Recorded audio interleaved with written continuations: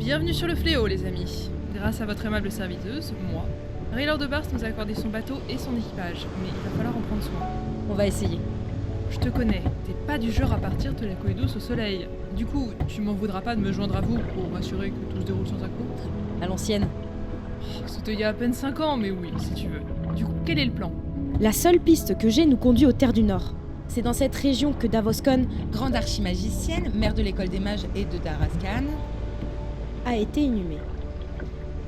Son tombeau renferme le parchemin de Davoscon. C'est une sorte de testament qu'elle aurait rédigé avant sa mort.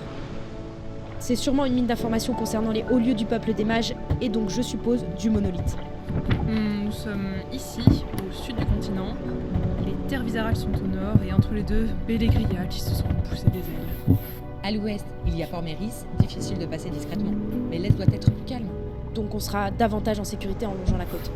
Et on débarque par là. Et une fois qu'on est accosté, Comme d'habitude, on part à la rencontre des locaux, on leur demande si cette représentation du tombeau leur parle, et si oui, où le trouver. Attends, tu veux dire que tu n'as pas la localisation précise du tombeau? T'as l'air de croire que c'est le genre de choses qui se règle en 2 temps, 3 mouvements. Tu sais le nombre d'heures que j'ai passé à interroger des personnes, aux ouvrages que j'ai dû lire au lieu que j'ai dû fouiller pour obtenir cette information? Ça fait des années que je suis à la recherche du monolithe. Pardon, c'est juste que j'ai l'impression qu'on avance à l'aveugle. Pas complètement non plus. tu sais Lyra, c'est pas pour rien que personne en 200 ans n'a réussi à mettre la main dessus. Les mages l'ont sacrément bien caché et sûrement de peur qu'une nouvelle vague frappe Emeria. Pas trop poser Lyra, ça te fera du bien, nous on va s'occuper du reste.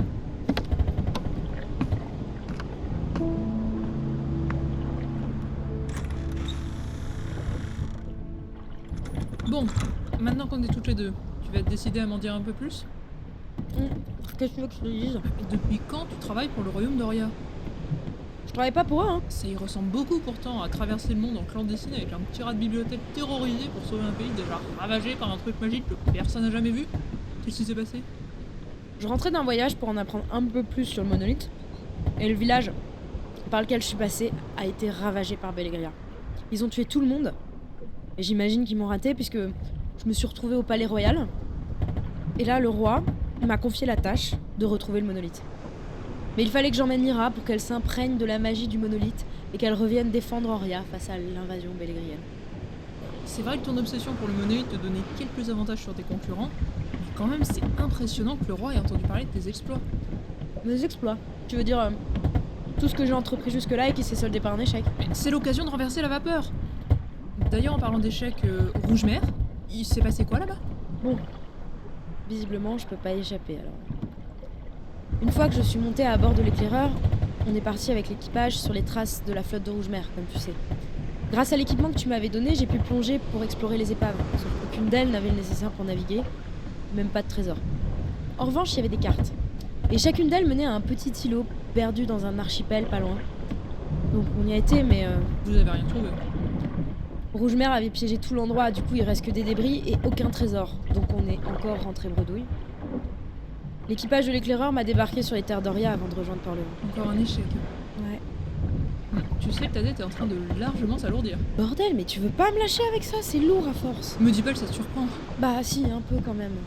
On est en guerre, on pourrait pas attendre que toute cette histoire soit terminée pour faire le point sur ce que je te dois vraiment. De toute façon, c'est pas en pleine mer que tu vas me payer ton dû. Bah voilà, merci.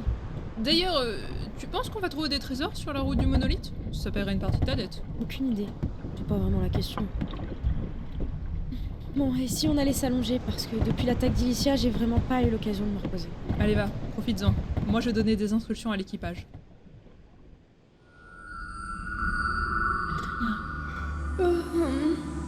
Adria, Adria, Mais quoi? sois la bienvenue, Adria. Qu'est-ce que... La bienvenue, mais qu'est-ce que c'est? Ça n'a pas d'importance. Ce qui est important, en revanche, c'est ce qui se passe. Ton corps est encore à bord du navire qui t'emmène en terre Visarac. Ton âme est sur un autre plan d'existence, l'autre-monde. Un autre plan d'existence? Oui, D'accord. tiens, je m'attendais à un peu plus de surprise. Je cours après un mystérieux artefact qui peut nous permettre de retrouver la magie qu'elle revienne sur le monde si une jeune fille est capable de le faire fonctionner grâce à une courte vie d'études sur de vieux parchemins à l'origine douteuse. Alors honnêtement, je crois que je suis prête à admettre l'existence de n'importe quoi. Et ce que je comprends pas, c'est pourquoi. Nous sommes enfermés dans l'autre-monde. En libérant la magie, tu nous libéreras aussi. Oui, au retour de la magie, les victimes de la vague pourront enfin sortir d'ici et retrouver leur corps. Quoi? Les corps de qui? Les voyants, les mages. Est-ce qu'il est déçu? Aie confiance en toi, Adria. Tu sauras retrouver le monolithe et nous libérer. Non, c'est que vos corps, ils ont été incinérés il y a plus de 200 ans. Comme tous ceux des victimes de la vague.